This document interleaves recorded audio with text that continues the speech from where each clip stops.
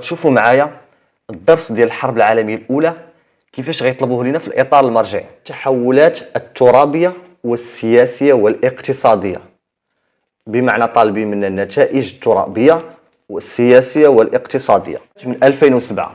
شوف معايا الامتحان من 2007 حتى 2023. كاع الاسئله ديال الحرب العالميه الاولى جمعتهم لكم الان هنا، اولى باك ولا ثانيه باك. عندنا جوج ديال الاسئله غنطالقوا منهم. اذا اجي نعاود لكم من الاول. القصه يا ساده الكرام بدات في نهايه الحرب العالميه الاولى، فاش نهزمت المانيا وخسرت في الحرب.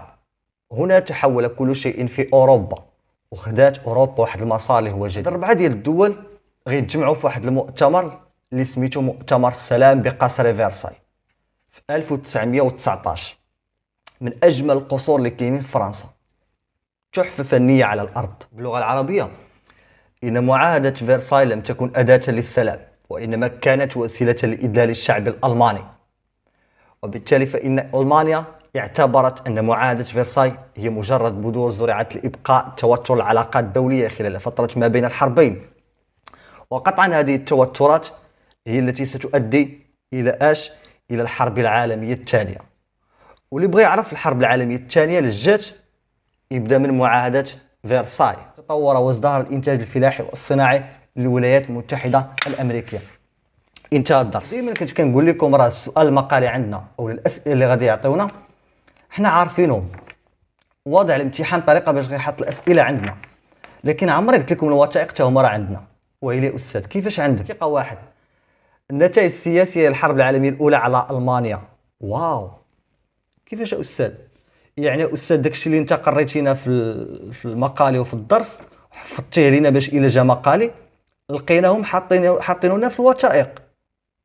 اذا الا قالوا لي غيسولوني على النتائج السياسيه الحرب العالميه الاولى، ولادي غيمشيو كيجريو وغيجبدوها من الوثيقه. واش كتعتقد انه غادي يغلط؟ لا، نسبه الغلط ما كايناش.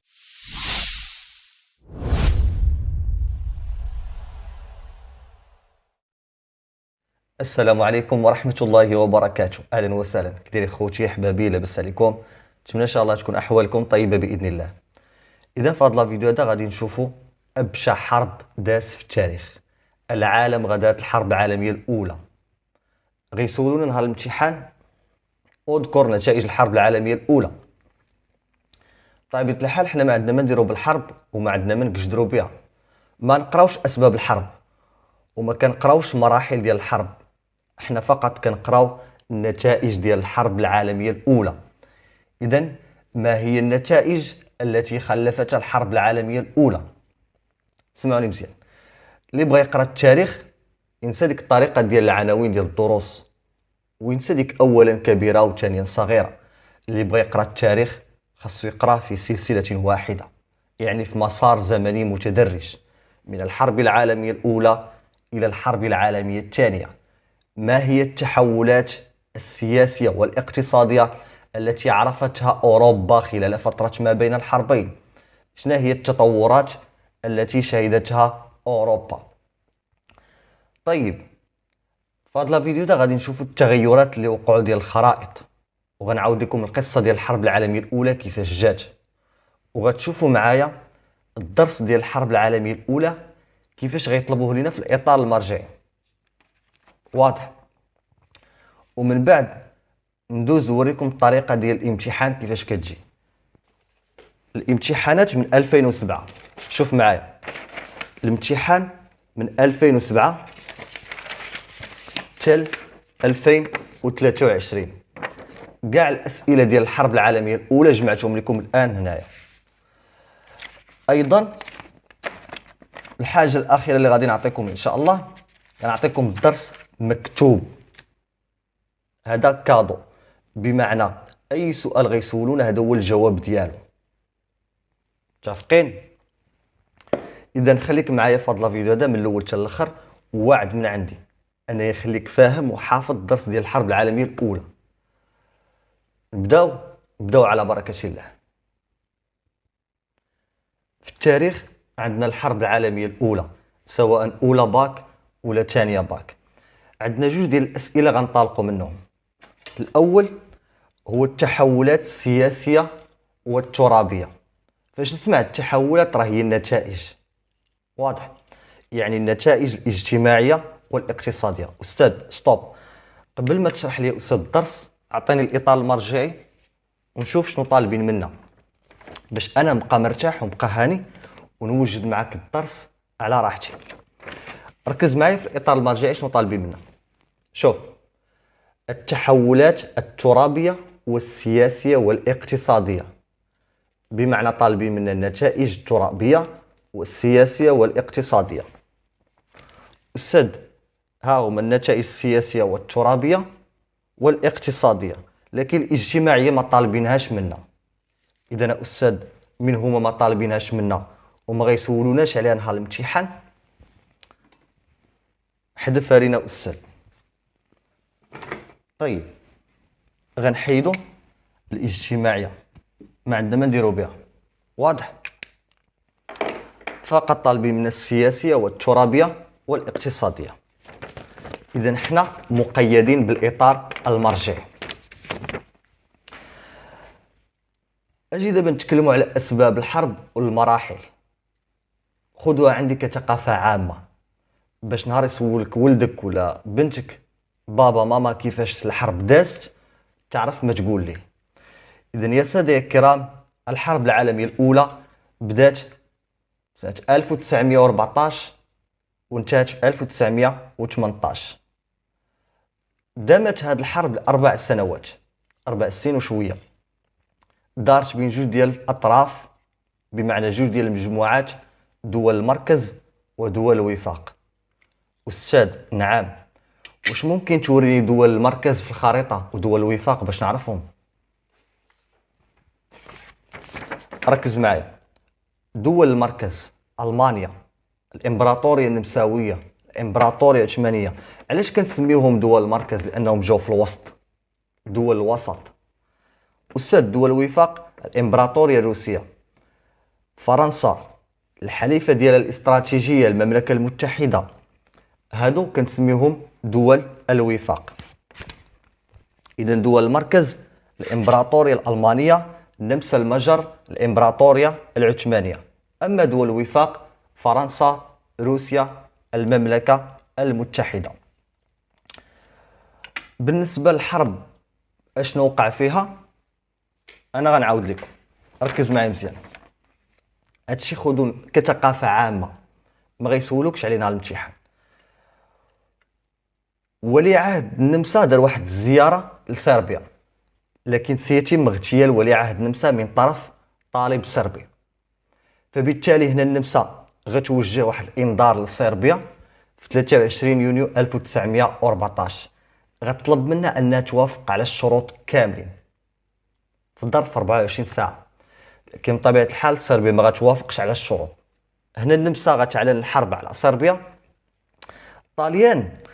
طاليان كانت معاهم، لكن فاش شافت النمسا اعلنت الحرب على صربيا اعتبرت ان هذا الهجوم هو عداء لصربيا. فبالتالي ايطاليا اتخذت موقف الحياد. وصلت شنو هو موقف الحياد؟ موقف الحياد ولدي هي ان ايطاليا هزات كبوطه وخرجت بحالها، لكن من بعد غادي يستقطبوها الدول الوفاق: فرنسا، روسيا، المملكه المتحده، وغتولي معاهم. هاد الدول هادو غادي يعيطوا لها، غيقولوا لها الطاليان اجي معانا. واضح؟ مفهوم؟ اذا هكا وقع حتى شعلات الحرب العالميه الاولى.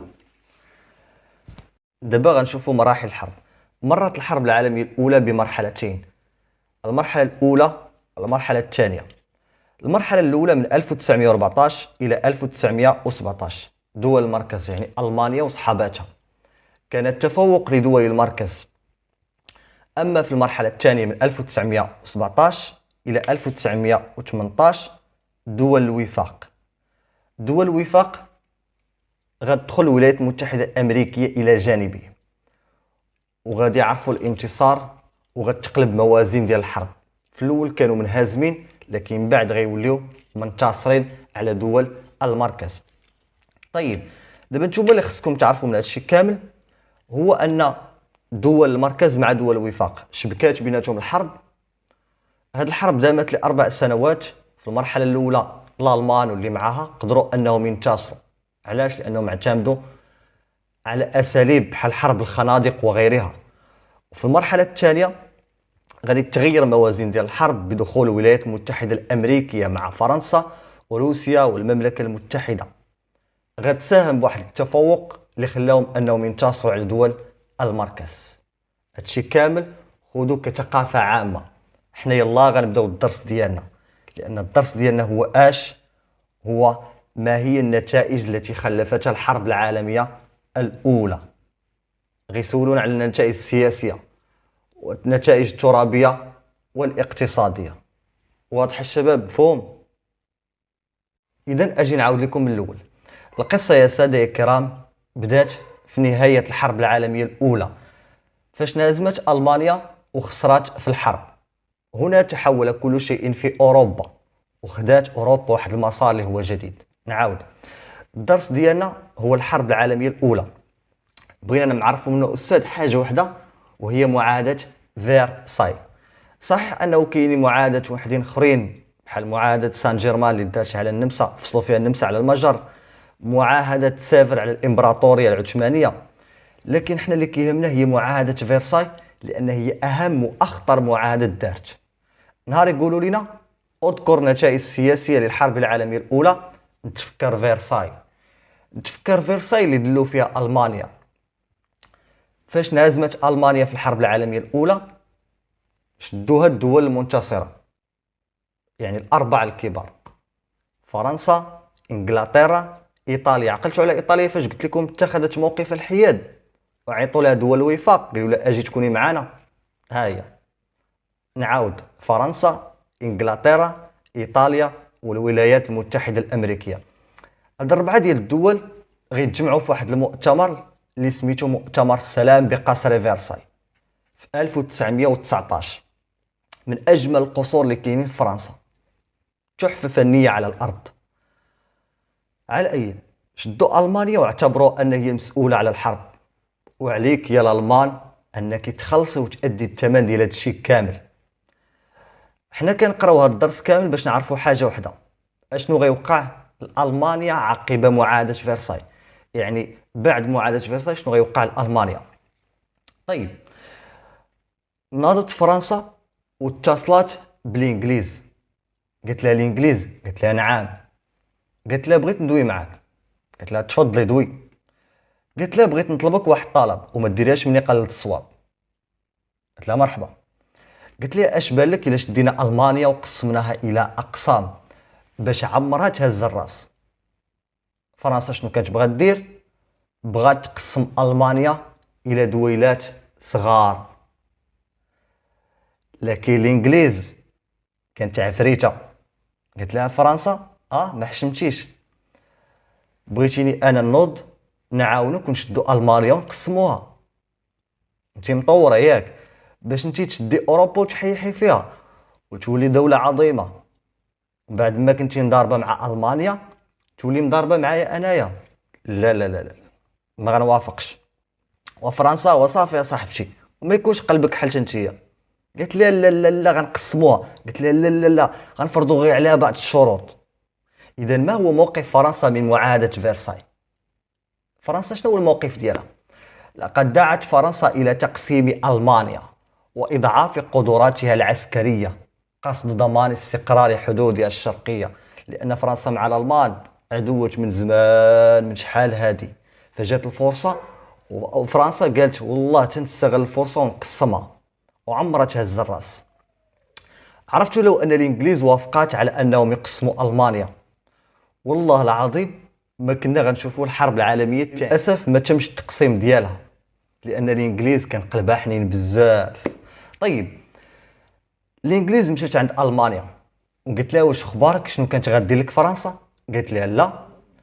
قالت لها كانت غتقسمك الى دويلات، ولكن انا اتقيت فيك وجه الله وقررت ما نقسمكش الى الالمان، لكن غنفرضوا عليك بعض الشروط. الالمان حدات الراس، قلت لها اي شنو هما الشروط اللي غتفرضوا عليا؟ قلت لها اول حاجه غتنزعي كاع المستعمرات ديالك وبما فيهم المستعمرات ديال الصين، لان اليابان بغاتهم. نعطيوهم ليها. جميع المستعمرات ديالك تحطيهم مستعمرات، وعلاه انا مين غنجيب الحديد والنحاس والقصدير باش غنوكل ولادي وغنشربهم؟ ماشي شغلنا يا الالمان. الا حنا اللي قلنا لك نوضي الحرب ادوي، الا قلنا لك حنا نوضي الحرب قوليها. مادام انتي اللي بديتي الحرب فتحملي المسؤوليه ديالك، ولا راه والله تنعيط لك على فرنسا تقسمك. قالت لها واخا لالا واخا، اش عند الميت ما يدير قدام غسالو. الانجليز قالت لها سمعيني، غتنازلي على كاع المستعمرات ديالك، كاع المستعمرات، وغنفرضوا عليك الغرامه الماليه قدرها 136 مارك. سيتم تخفيض القدره العسكريه، كانت عندك 800 الف جندي غتولي عندك غير 100. بارك عليك، الشيء الاخر صيفطيه للدار ديالو. وعندك عدم تصليح منطقه الراي. راه شوف، منطقه الراي كاينه هنايا، كاينه حدا فرنسا. قلت لها نهار لقى العسكر ديالك الجنود هنايا غنعرفك كتقلبي على فرنسا، غنعيط لها تجي تقطعك، غتقسمك الى دويلات ما غتزقلكش. ردي البال المانيا. يلا سمعيني يا الالمان، اجي نعاودو معاك. تنازل على المستعمرات، اداء الغرامه الماليه، تخفيض القدره العسكريه، عدم تسليح منطقه الراين. اجي وباش فرنسا ما تبقاش شاده فيك، شوف اعطيها الالزاس واللورين. الالزاس واللورين عطيهم ليها، رديهم ليها. ولا قبلتي بهذا الشيء يا فرنسا، او لا قبلتي بهذا الشيء الالمان، عيطي ليا. ما قبلتيش نعيط لك على فرنسا تقسمك الى دويلات وانت ديري اللي عجبك. غوتت عليها قالت لها اجي، الالمان غدوي. ما هو موقف المانيا من معاهده فرساي؟ شنو هو الموقف ديال المانيا من معاهده فرساي؟ قلت لهم واش كتعتقدوا بهذه الطريقه درتوا السلم والسلام؟ واش عند راسكم دابا نتوما دليتوني؟ واش كيصحاب لكم دابا نتوما واعرين؟ راه بهذه الطريقه راه ما درتو فيها ما يصلح. فرنسا الانجليز، وانا حقي راه والله حتى غادي نرجعو طال الزمان ولا قصار. باللغه العربيه ان معاهده فرساي لم تكن اداه للسلام، وانما كانت وسيله لإذلال الشعب الالماني. وبالتالي فإن ألمانيا اعتبرت أن معاهدة فرساي هي مجرد بذور زرعت لإبقاء توتر العلاقات الدولية خلال فترة ما بين الحربين. وقطعا هذه التوترات هي التي ستؤدي إلى إلى الحرب العالمية الثانية. واللي بغى يعرف الحرب العالمية الثانية لجات يبدأ من معاهدة فرساي. اللي بغى يعرف الحرب العالمية الثانية يبدأ من فرساي.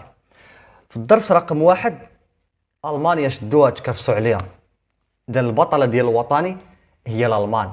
غيسولونا اذكر نتائج الحرب العالمية على ألمانيا. شنو هو الجواب أستاذ؟ عقدت الدول المنتصرة فرنسا وإيطاليا وإنجلترا والولايات المتحدة الأمريكية مؤتمر السلام بقصر فرساي في 28 يونيو سنة 1919، حيث فرضت على ألمانيا معاهدة فرساي. وقد تميز الموقف الفرنسي بالدعوة إلى تقسيم ألمانيا، لكن إنجلترا كانت أكثر ليونة تحسبا من اختلال موازين القوى بأوروبا، واكتفت بفرض بعض الشروط. شنو هي الشروط؟ أداء تعويضات مالية لفائدة الدول المنتصرة، التنازل على المستعمرات، كاع المستعمرات ديالك تحطيهم، التنازل على الألزاس واللورين لفائدة فرنسا، تخفيض من القدرة العسكرية وعدم تسليح منطقة الراين، وضع منطقة السار تحت إشراف عصبة الأمم المتحدة. واضح؟ إذن النتائج السياسية هما هادو. أول عنصر في النتائج السياسية درناه اللي هو معاهدة فرساي. دابا حنا هنا الدراري، شوف السياسية درنا معاهدة فرساي. أستاذ واش غير معاهدة فرساي اللي كاينة؟ لا، كاينة حاجة أخرى. من بين النتائج اللي كاين تأسيس العصبة، تأسيس الدول المنظمة عصبة الأمم المتحدة سنة 1919. الغاية ديالها شنو هي؟ ضمان الأمن والسلم العالمي. الهدف لجات هاد عصبة الأمم أنها تحمي الدول الصغرى من هيمنة الدول الكبرى. عصبة الأمم هي منظمة دولية داروها الدول الكبار في مؤتمر نيت السلام بقصر فرساي. الرئيس الامريكي ويلسون دارها تما فاش داروا الشروط على المانيا، قالوا جينا راه نديروا عصبه الامم. اذا هي منظمه دوليه الغايه ديالها انها تحمي الصغير من الكبير. تاسست سنه 1919 باقتراح من الرئيس الامريكي ويلسون، غايتها ضمان الامن والسلم العالمي وحمايه الدول الصغرى من بطش وهيمنه الدول الكبرى. هذا هو الهدف ديالها وهذا هو الغايه للجات. واضح الشباب؟ طيب استاذ، واش كاينه غير معاهده فرساي والعصبه؟ لا، كاين النتيجه الثالثه. النتيجه الثالثه هي الخريطه ديال الدول. الخريطه ديال الدول اش من دول استاذ؟ دول اوروبا. انهارت الامبراطوريات الكبرى، كاع الامبراطوريات تم التفكيك ديالها وجات بلاصتها دويلات صغيره مثل بولونيا وتشيكوسلوفاكيا. بزاف ديال الدول ظهروا. استاذ، شنو هما كاع الامبراطوريات اللي طاحوا؟ الامبراطوريه العثمانيه، الامبراطوريه النمساويه، الامبراطوريه الالمانيه. اخر عام غادي نتكلموا على هذه الامبراطوريات في 1919.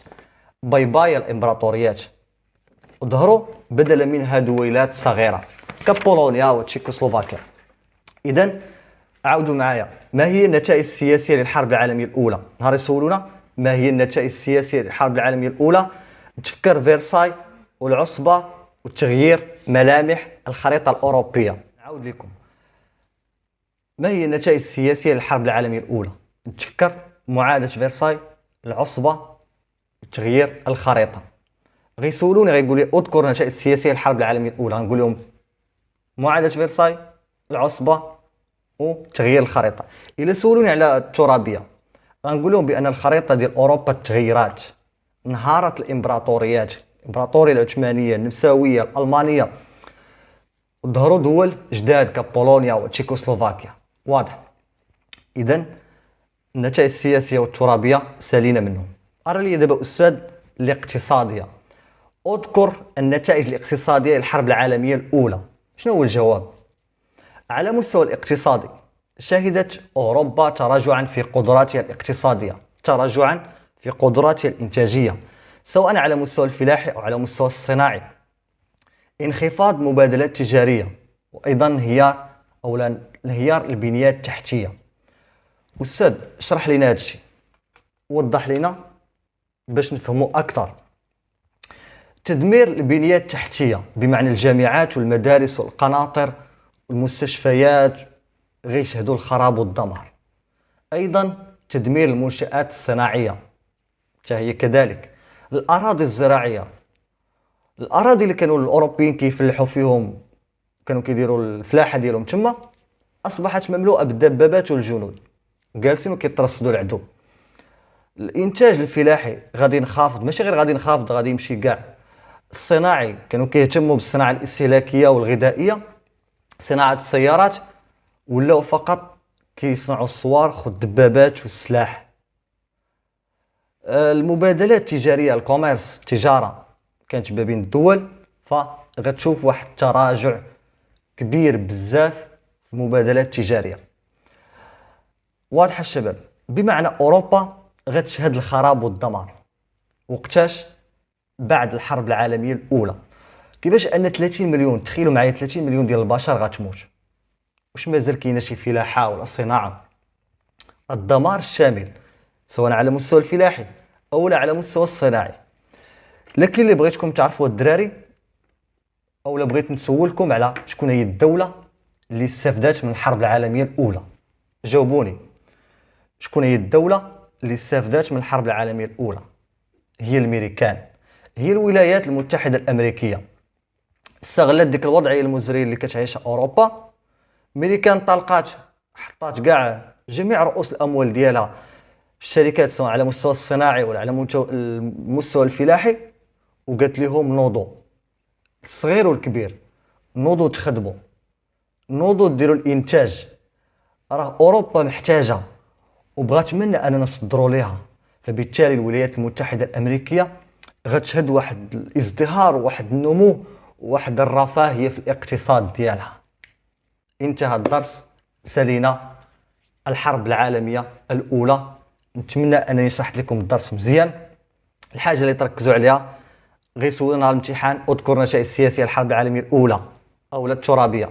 اذكر النتائج الاقتصاديه للحرب العالميه الاولى. هذا هو الدرس ديالكم. دابا الان اشنو غادي نعطيكم؟ غنعطيكم الدرس مكتوب ونقراه معاكم، وعرف بان هذا الدرس هو الجواب ديال اي سؤال غيجينا على الامتحان. ولا بغيتي تحداني انا قابل، لان منذ سنوات وحنا كنقريو، ومنذ سنوات وحنا عارفين اللعبه ديال الامتحان كيفاش كتجي، ماشي غير هذا العام وانما حتى السنوات اللي جايين. ها انت شوف، بقى عاقل على الهضره ديالي، بقى عاقل على الهضره ديالي، وشوف ان شاء الله نهار تجي الحرب العالميه الاولى كيفاش غيجي السؤال. وهذا الشيء راه طرا غير العام اللي فات. كيفاش استاذ طرا العام اللي فات؟ انا غنشرح لك، انا غنشرح لكم ان شاء الله. غنحط الامتحانات اول حاجه، بعدا غنحط الدرس ونقراوه ونمشيو ننتقلوا للامتحانات ونشوفوا واش غنقدروا نجاوبوا على اي سؤال ولا لا. وغتشوف معايا الادهى والامر. واضح؟ يلا خليكم معايا. اذا هذا هو الدرس ديالكم. الدرس مقادم فيني، ما عندك ما تزيد فيه، ما عندك ما تنقص فيه. هو الجواب ديال اي سؤال ان شاء الله غيتحطنا في الامتحان الوطني، وها حنا غنشوفوا. يلا ركز معايا. اذكر النتائج السياسيه للحرب العالميه الاولى. عقدت الدول المنتصره الاربعه الكبار فرنسا، ايطاليا، انجلترا والولايات المتحده الامريكيه مؤتمر السلام بقصر فيرساي في 28 يونيو سنه 1919، حيث فرضت على المانيا معاهده فيرساي. وقد تميز الموقف الفرنسي بالدعوه. شنو هو الموقف ديال فرنسا؟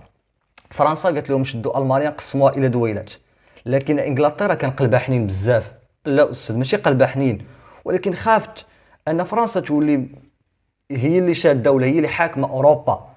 فبالتالي الانجليز كانت اكثر ليونه تحسبا من اختلال موازين باوروبا، واكتفت بفرض بعض الشروط على المانيا: اداء تعويضات ماليه لفائده الدول المنتصره، التنازل على المستعمرات، التنازل على الالزاس واللورين لفائده فرنسا، تخفيض من القدره العسكريه، خفضوا لها بالقدره العسكريه ديالها، وعدم تسليح منطقه الراين، ووضع منطقه الصار تحت اشراف عصبه الامم. ديروا فقط غير 4 ولا 3، يعني ذكر لهم الشروط. وقد اعتبرت المانيا ان شروط معاهده فيرساي، هذا الموقف ديالها، لم تاتي بغرض السلام، وانما كانت وسيله لاذلال الشعب الالماني. ومن النتائج السياسيه، قلنا فيرساي، دابا غنشوفوا العصبه. ومن النتائج السياسيه للحرب العالميه الاولى تاسيس عصبه الامم. استاذ ستوب، واش العصبه ولا الهيئه؟ في الحرب العالميه الاولى سميتها العصبه، لكن في الحرب العالميه الثانيه سميتها اش؟ سميتها الهيئه. هي راه نفسها جات لضمان السلم والامن العالمي، لكن في الاول غنقولوا لها عصبه، في المره الثانيه في الحرب العالميه الثانيه غنقولوا لها الهيئه. غايتها ضمان الامن والسلم العالمي، كما خلفت الحرب تغيرات ترابيه بانهيار الامبراطوريات وظهور بدلا منها دويلات كبولونيا وتشيكوسلوفاكيا. اذا هذه النتائج السياسيه والترابيه للحرب العالميه الاولى. دابا اجي نشوفوا السؤال: اذكر النتائج الاقتصاديه للحرب العالميه الاولى. الجواب كنت شرحت لكم، لكن هنا بطريقه زوينه ومقاده. خلفت الحرب خسائر اقتصاديه في كل دول اوروبا، كاع الدول ديال اوروبا شافت الخسائر، حيث تراجع الانتاج الفلاحي والصناعي وانهارت المبادلات التجاريه. الولايات المتحده الامريكيه ما شفناش عندها الخساره، ما شفناش الجامعات ديالها ولا المنشآت الصناعيه انهم تدمروا ولا شادوا الخراب. فقط اوروبا، لان هي اللي كانت فيها الحرب. الولايات المتحده الامريكيه كانت بعيده جغرافيا، واضح. واخا شاركت في الحرب كانوا بعض الخسائر، لكن غير ماديه وماشي شي حاجه اللي كلاو الدق هما الاوروبيين. نكمل. وانهارت البنيه التحتيه كما ارتفعت مديونيه الدول وتحول الثقل الاقتصادي. الاوروبيين بداو كيقترضوا، كيمشيو عند الولايات المتحده الامريكيه كيقول لها عطينا، فبالتالي الديون غادي تكبر على اوروبا، وتحول الثقل الاقتصادي من بورصه لندن الى بورصه طوكيو ونيويورك. ومن هنا نما الاقتصاد الامريكي، استغل حاله العجز الاقتصادي باوروبا فتطور وازدهر الانتاج الفلاحي والصناعي للولايات المتحده الامريكيه. انتهى الدرس. الري دابا استاذ الامتحانات باش نشوف هاد الهضره هذه اللي قلتي واش بصح ولا كذوب. نبداو بالامتحان ديال 2007. هذا الامتحان ديال 2007 من 2007 لتحت من اصعب الامتحانات، لكن من 2008 وانت غادي ولات البكالوريا ماشي غير سهله، بقات عندها ديك الهيبه ديالها، ولكن اللعبه اصبحت مفروشه. ركز معايا في الموضوع المقالي. الموضوع الثاني غيسولونا النتائج الماديه والسياسيه للحرب العالميه الاولى. شنو هي الدراري الماديه؟ هي راه تغيرت الصيغه، حنا راه قريناها. شنو هي الماديه الدراري؟ الاقتصاديه. واضح؟ اذا اعطيني الماديه والسياسيه بمعنى بجوجهم، نبدا من هنا ونسالي هنا. واضح؟ يا استاذ الامتحان واحد اخر، هذا 2021 امتحان ديال 2021 غنشوفوا. الموضوع الثاني نتائج الحرب العالميه الاولى على المانيا. نتائج الحرب العالميه الاولى على المانيا. فهمتوا الدراري؟ بغاو المانيا يعني النتائج ديال الحرب العالميه الاولى. ليا امتحان ديال 2021 النتائج السياسيه للحرب العالميه الاولى. النتائج السياسيه للحرب العالميه الاولى، الورقه اللي عطيتكم.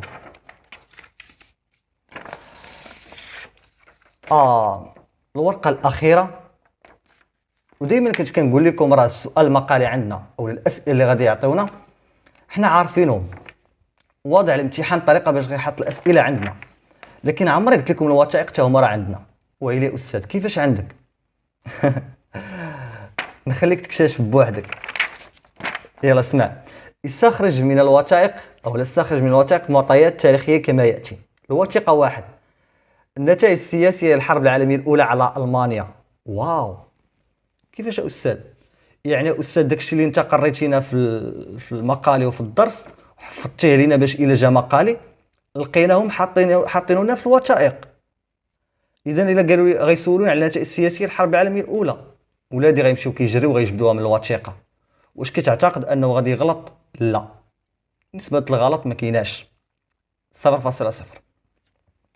تغيرات الخريطه السياسيه والترابيه لاوروبا بعد الحرب العالميه الاولى. واش ولادي ما غيعرفوش التغيرات ديال الخريطه السياسيه؟ واش ما غيعرفوهاش؟ تاثير الحرب العالميه الاولى، هذا درس اخر ديال الازمه الاقتصاديه 1929. واضح؟ بمعنى الامتحان ساهل وكل شيء عندنا وكل شيء خصنا غير نقولوا بسم الله ونبداو نخدموا نهار على نهار، ان شاء الله كل شيء غادي ينجح، كل شيء غادي يشد البكالوريا ديالو. لان البكالوريا ماشي شي حاجه، البكالوريا ما كتحتاجش شي واحد قراي، كتبغي غير اللي يلتزم معاك، يعني اللي يحضر معاك الحصه. مثلا دابا اليوم سالينا الحرب العالميه الاولى، شنو غادي دير؟ غادي تاخذ دفتر اللي قسمناه الى قسمين، يعني التاريخ والجغرافيا، العناوين ديال الدروس اللي كتبنا. اذا اول درس في التاريخ هو الحرب العالميه الاولى، صافي ساليناه. الدرس مفيني، ما فيش غرام ديال المشكل، كما نعطيه لك تكتبوا ان شاء الله.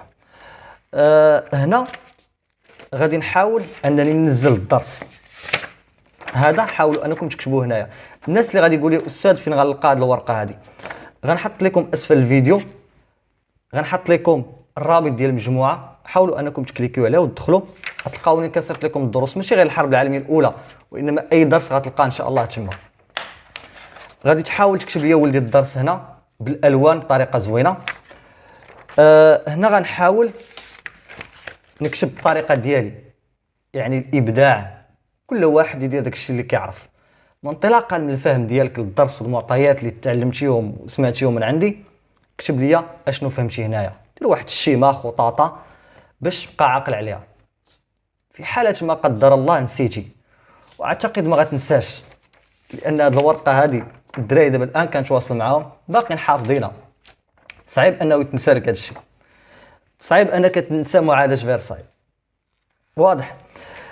اذا هذه هي الطريقه اللي بغى يشد ماده ديال الاجتماعيات يمشي بهذه الطريقه هذه. وحنا غادي درس مورا درس نديروا ان شاء الله اللغه العربيه والفلسفه والاجتماعيات والتربيه الاسلاميه. في اللغه العربيه اول حاجه غنديروها هي نتعرفوا على البروغرام البرنامج، وتا هي نحيدوا الخلعه ديال العربيه وندوزوا للدروس التربيه الاسلاميه والفلسفه حتى هي كذلك. بالنسبه للناس اللي كيسولوا على الدعم، اللي ما باغينش كل مره حصه، يعني حصه في شحال. كاين الدعم فيه اللغه العربيه والفلسفه والاجتماعيات والتربيه الاسلاميه، الاربعه الكبار. كنخدم معاك حصص يوميا. الماده ديال الاجتماعيات 28 درس كامل غتنزلو في 28 يوم. مقالي كاين كلشي تما في الغرفه المغلقه. اللي بغى يتواصل معايا، اللغه العربيه، فلسفه، اجتماعيات، التربيه الاسلاميه، 4 ديال المواد هما النجاح ديالك. واخا ما تكونش عندك مع الفرنسيه والانجليزيه، ناجح ان شاء الله هذا العام 100%، وماشي 10. لان النجاح ما بقيناش كنقلبوا واش ناجح ولا لا، ولينا كنقلبوا على النقطه شحال. كانت اعلى نقطه العام اللي فات وهي 18 في المعدل العام، كانت 17 18 16 في النقط، كانوا 20 19 18. هادو هما النقاط اللي كنراهنوا عليهم. بمعنى الا بغيتي تجيب نقطه عاليه انت ما عندكش مع الفرنسي والانجلي، خصك تركز معايا مزيان وتضبط الامور ديالك، واي حاجه كنقولها لك طبقها بالحرف، ان شاء الله غتحصل على هاد النقاط هادو. واضح الشباب؟ مفهوم؟ اذا الرقم ديال الواتساب غتلقاو ان شاء الله اسفل الفيديو، او نحطو لكم هنا في الفيديو. اللي بغى يتواصل معايا مرحبا. تبارك الله عليكم، الى حصه قادمه ان شاء الله.